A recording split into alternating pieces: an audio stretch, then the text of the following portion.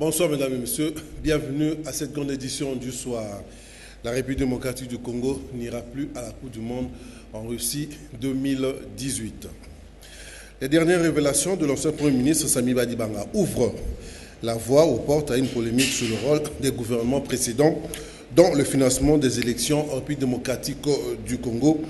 L'ancien Premier ministre Matata est donc appelé à sortir de son silence pour éclairer l'opinion sur sa participation au sein du gouvernement congolais. Jacques Alondi nous explique les détails. Démocratique du Congo connaît une crise économique d'ampleur, avec notamment la dépréciation de la monnaie nationale. Le budget national 2017 est à 4,5 milliards contre le double en 2015 sous le gouvernement Matata. Parmi les raisons évoquées, la baisse du cours de matières premières. La problématique majeure est donc le financement des élections. Selon les estimations faites par la Commission électorale nationale indépendante, le coût de toutes les élections s'élève à 1,8 milliard de dollars, soit 500 millions de plus que le montant évoqué en 2013 par la centrale électorale. Les gouvernements Matata, Badibanga et Tshibala ont-ils disposé le moyen d'organiser des élections en RDC? Un cadre de la CENI a remis en cause le rôle du gouvernement Badibanga sur le financement des élections. Après son tweet, Samy Badibanga, ancien Premier ministre, s'explique. J'ai été obligé de répondre, d'en parler sur Twitter à cause des accusations qui ne cessaient de pleuvoir, qui venaient de partout. En réalité, nous n'avons jamais parlé de ces chiffres, mais effectivement, en arrivant aux affaires, nous avons trouvé, j'ai pris possession de la primature en début du mois de janvier. Nous avons effectivement trouvé un déficit budgétaire de 530 milliards de francs congolais, ce qui représente environ 570 millions de dollars. Nous avons rebondi sur les chiffres que nous avions eus. Vous êtes sans ignorer que je suis parlementaire, que nous avions pu avoir lors des différentes redditions de comptes au niveau de l'Assemblée nationale. C'est-à-dire partant de l'année 2012, 2013, 2014 et 2015. Une polémique qui prend la forme d'une tacle de Badibanga à son prédécesseur Matata Ponyo, qui devra sortir de son silence au nom de la redevabilité. Badibanga, l'ancien Premier ministre, a fait une déclaration sur le calendrier électoral publié par la Commission électorale nationale indépendante. Jacques Kalonji nous explique les détails.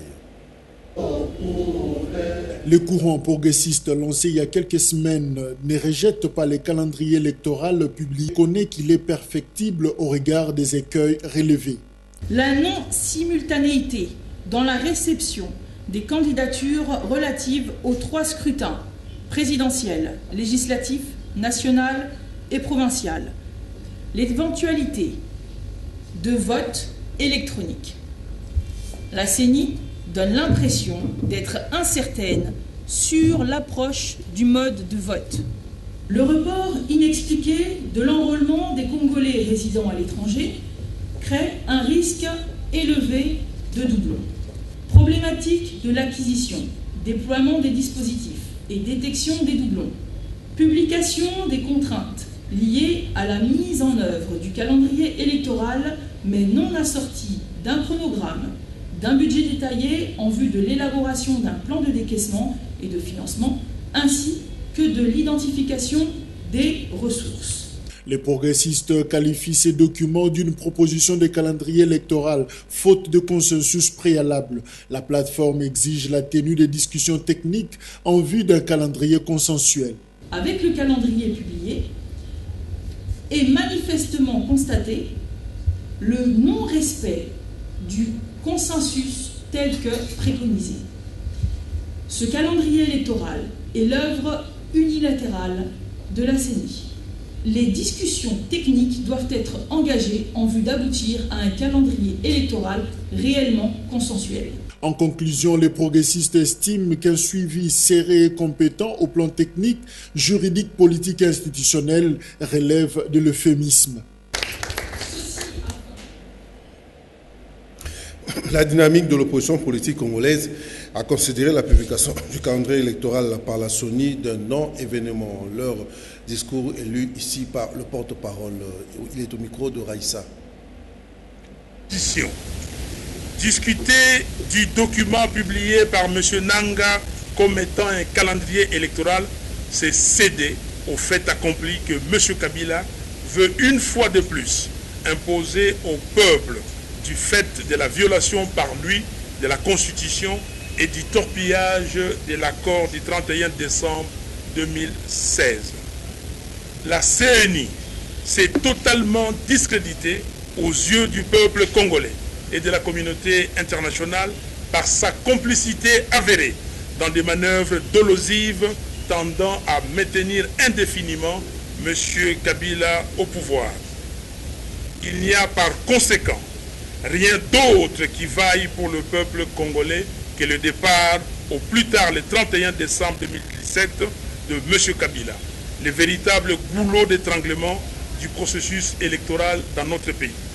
Seule une transition sans Kabila demeure la solution la plus viable pour assainir la situation politique, sociale et sécuritaire nécessaire à la préparation des élections crédibles et apaisées dans notre pays. Cette transition permettra à tous les Congolais contraints à l'exil de revenir au pays. Ceux injustement jetés en prison comme Franck Diongo, Diomi Ndongala, Jean-Claude Mouyambo, Eric Kikunda et tant d'autres d'être libérés. Aussi, tout candidat aux élections à venir pourra librement circuler sur l'ensemble du territoire national pour exposer ses idées aux populations congolaises. Cette période sera mise à profit pour redynamiser la CENI, auditer les fichiers électoraux et au besoin faire l'opération d'enrôlement de manière à disposer d'un fichier fiable et ainsi rassurer tous les candidats. La paix et la stabilité de la RDC sont à ses prix. Plusieurs femmes du CDC se sont retrouvées aujourd'hui pour parler de l'avenir politique en République démocratique du Congo et aussi se préparer pour les échéances à venir en ce qui concerne l'élection et puis aussi parler de la participation de la femme dans la sphère politique congolaise. Suivez cet élément. Ils ont répondu présent à l'appel lancé par la hiérarchie du parti. La femme du CDC était bel et bien présente pour être sensibilisée et aussi la prise de conscience face aux enjeux politiques de l'heure. D'entre deux jeux, Mme Sitandombe, l'une des hauts cadres, a expliqué l'importance de la femme qu'elle doit accomplir pour son pays. Juste après, c'est au tour de Mme Marie-Josée Bourgeoisin, présidente du cartel de femmes, dont plusieurs femmes membres étaient aussi présentes dans cette cérémonie. Elle a eu des mots justes pour expliquer à cette femme l'importance utile et nécessaire de s'impliquer dans la gestion de la chose publique, c'est-à-dire la politique. Moral du CDC. Jean-Florentin Mokanda, à son tour, de la politique actuelle, on a besoin de la femme, car nous sommes dans des situations chaotiques. C'était la journée des femmes de la CDC. Nous avons créé au sein de notre parti l'équipe de femmes de la CDC.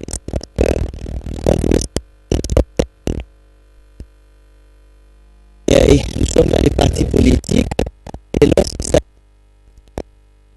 il y a beaucoup de social, économique et socio-culturel. C'est comme ça que nous avons voulu donner à ces femmes-là la conscience, qu'elles prennent conscience qu'elles ont un grand rôle à jouer dans ce pays, parce que c'est la femme, c'est la partenaire idéale de l'homme.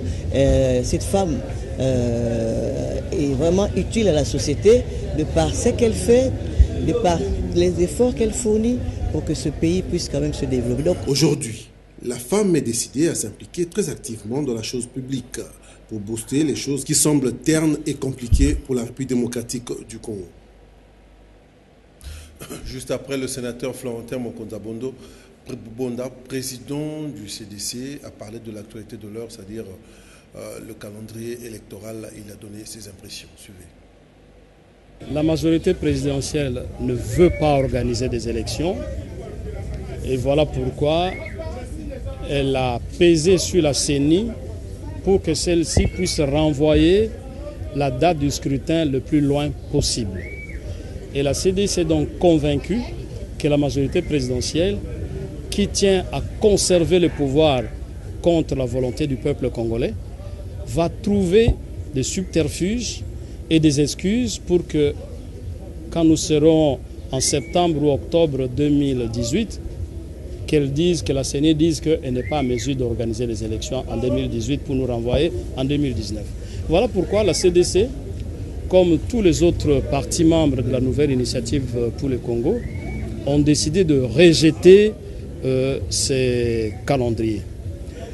Ils estiment que ces calendriers, c'est en fait le fruit de la concertation entre la majorité présidentielle et la CENI. Et nous estimons donc que la proposition que j'ai formulée il y a déjà à peu près 3 semaines, de voir la CENCO reconvoquer les 32 délégués, signataires de l'accord de la Saint-Sylvestre, pour découpler les élections et privilégier l'élection présidentielle. Parce qu'aujourd'hui, la crise politique, c'est essentiellement au sommet de l'État. Si nous arrivons à organiser les élections le plus rapidement possible, j'avais proposé avril 2018, parce que c'est plus facile d'organiser l'élection présidentielle.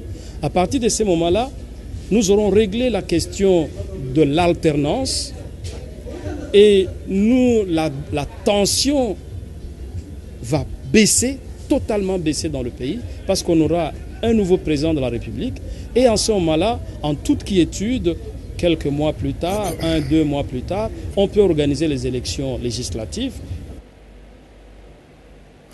Le parti politique, le courant des démocrates rénovateurs ont organisé une matinée politique ce samedi 11 novembre 2017 dans l'avant-midi. C'était dans son siège. Nous sommes là dans la commune de Kasavubu. Liti Louvuladio et Pichou Kizaza étaient là pour le compte de Kalankino Télévision.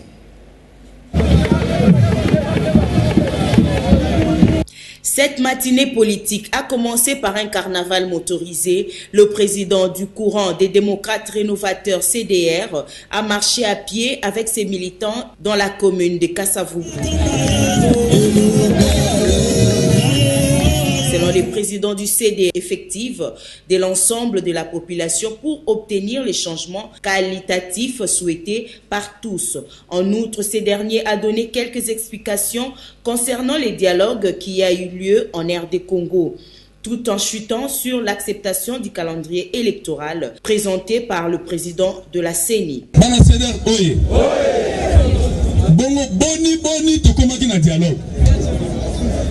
Boni to comme na dialogue à cité à Union africaine. Boni to tiki dialogue à cité à Union africaine. To comme na dialogue à Cinco. Boni to tiki dialogue à Cinco.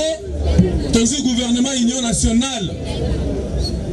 Boni to longwe wana to comme na calendrier électoral. Et bongi malamu to tatola. Loba, pas mutu na mutu, ayeba. Hypocrisie politique. Na lo kuta na politique. C'est de la ligne yango. C'est de la ligne yango. Ndimi biso yo te ba mandat ya président, ezaba députés nationaux, ezaba sénateurs, ezaba députés provinciaux, nyo surtout mandat ici.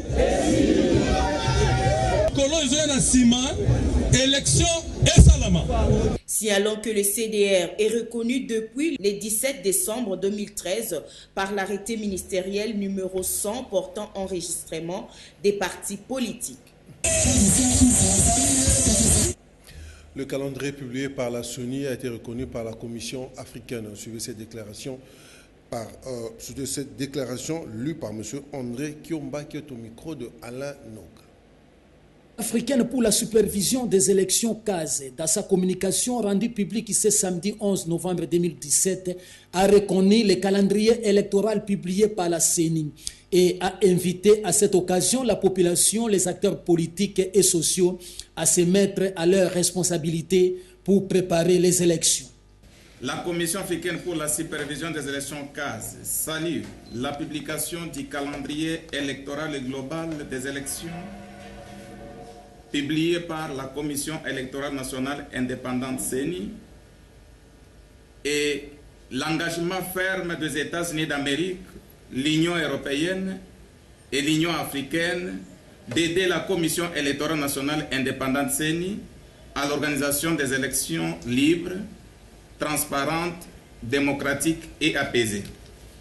La Commission africaine pour la supervision des élections CAS, réunissant à son sein 75 réseaux et organisations de la société civile spécialisés en assistance électorale, éducation civique électorale, observation des élections sur le plan national et international, est très satisfaite des avancées significatives et manifestes du processus électoral congolais à travers les dernières statistiques d'enrôlement des électeurs dans l'espace Kasaï, faisant état de plus de 43 millions enregistrés dans les fichiers électoraux et la publication du fameux calendrier longtemps attendu par toutes les parties prenantes engagées dans le processus électoral en RDC. La CAS considère qu'au vu du rythme observé de prise de position des uns et des autres face au calendrier électoral global publié par la CENI, risquerait de profiter les camps du pouvoir en place et constituer un écueil pour la démocratie et l'organisation des élections tant souhaitées par les souverains qui ne gèrent par les souverains primaires qui ne gèrent que par l'alternance pacifique en RDC. La Commission africaine pour la supervision des élections CAS considère que le calendrier électoral n'a jamais été un instrument politique, plutôt un chronogramme des opérations électorales susceptible à la transparence du processus électoral à travers le parti prenante engagé et concerné à ces processus. Les chefs coutumiers de la ville province de Kinshasa ont été reçus à la centrale électorale dans le cadre de concertation CENI, Société civile. Ils ont échangé avec le vice-président de la CENI. Alain Noka nous explique un peu plus dans les détails. La Commission électorale nationale indépendante a reçu en son siège dans le cadre des concertations CENI Société civile la visite des chefs coutumiers de la ville de Kinshasa venus pour les échanges préparatoires en faveur de la grande rencontre projetée le lundi de la semaine prochaine entre la CENI et les notabilités de la ville-province de Kinshasa. Au cours de cette rencontre, il sera question d'exhorter les autorités traditionnelles à se mettre au travail de sensibilisation de la population sur l'importance du calendrier électoral publié, ainsi préserver la paix menacée à ce moment difficile des préparatifs des élections. Nous viendrons ici le lundi à 10h. Alors, je lance appel à tous les chefs coutumiers qui sont présents ici à Kinshasa de venir nombreux à la CENI pour prendre le message. Alors, il faut que le message passe auprès de nos populations. Nous voulons la paix. Dans 7 mois, comme il a dit, 7 mois n'est pas si loin. 7 mois, soit une année, c'est trop proche. Alors, nous allons sensibiliser notre population pour qu'il y ait la paix, pour que les gens se calment, pour que les élections se fassent calmement, librement et transparence. Le vice-président de la centrale électorale, Norbert Bassengesi, qui a échangé avec ses chefs coutumiers, a rappelé l'opinion certaines dates pour la tenue des élections. Juin, convocation des scrutins, la date du 24 au 24 juin au 8 juillet, pendant 15 jours, ouverture de BRTC, c'est-à-dire dépôt des candidatures.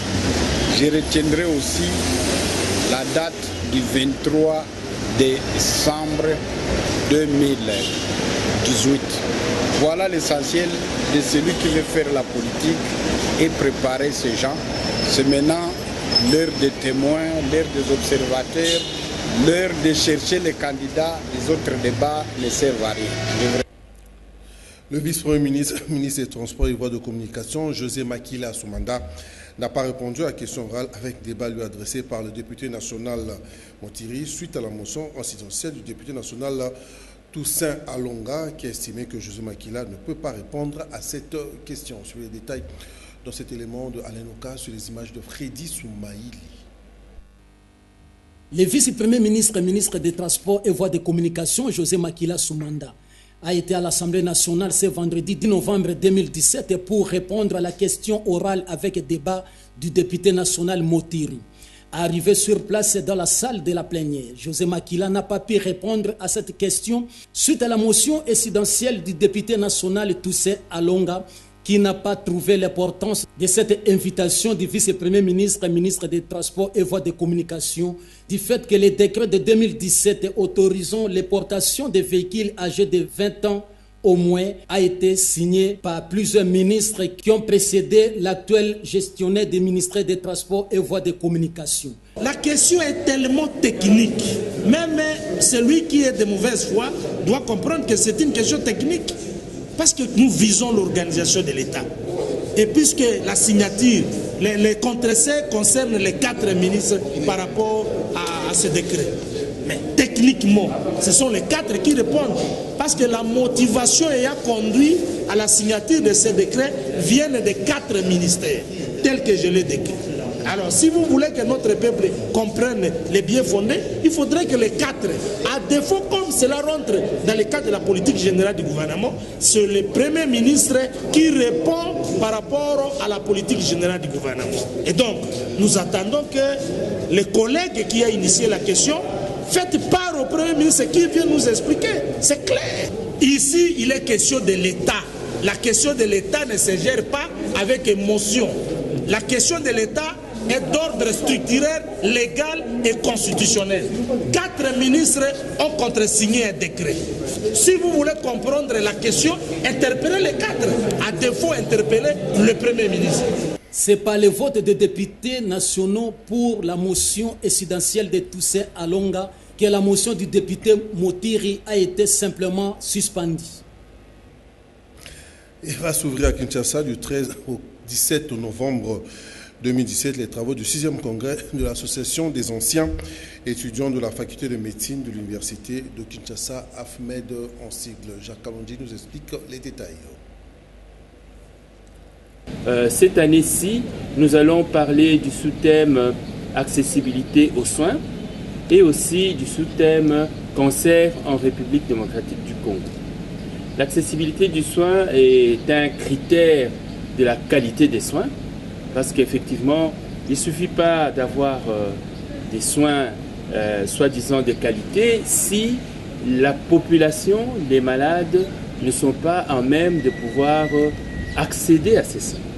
Et donc, non seulement on va parler des maladies, on va parler des techniques, mais en plus, il faut parler de l'accessibilité, c'est-à-dire qu'est-ce qu'il faut faire pour que la population puisse profiter justement de ces soins que nous disons de qualité. Il y a cette possibilité, cette opportunité qui s'offre à nous de plus en plus de pouvoir poser des diagnostics le plus tôt possible et pouvoir les prendre en charge. Mais comme dans tout, il faut s'organiser. Jusque maintenant, les malades sont plus ou moins seuls, isolés, ils vont travailler avec leur médecin, mais il faudrait, pour que tout le monde puisse y accéder, qu'on puisse imaginer de mettre en place une stratégie qui permettrait non seulement de déceler les maladies le plus possible, mais aussi de les prendre en charge. Et là aussi, vous voyez que nous revenons à l'accessibilité et au diagnostic et au traitement. Voilà à peu près de quoi nous allons parler. En plus, comme je vous ai dit que c'est une association des anciens, on va pouvoir se retrouver, des promotions vont pouvoir se retrouver et échanger un peu et savoir Quels sont devenus les anciens? Où est-ce qu'ils sont partis? Ainsi s'achève ce journal. Merci de l'avoir suivi. Le prochain rendez-vous est pris pour la rediffusion minuit. Et puis demain à 7h, bon tour de programme sur Kanakina Télévision.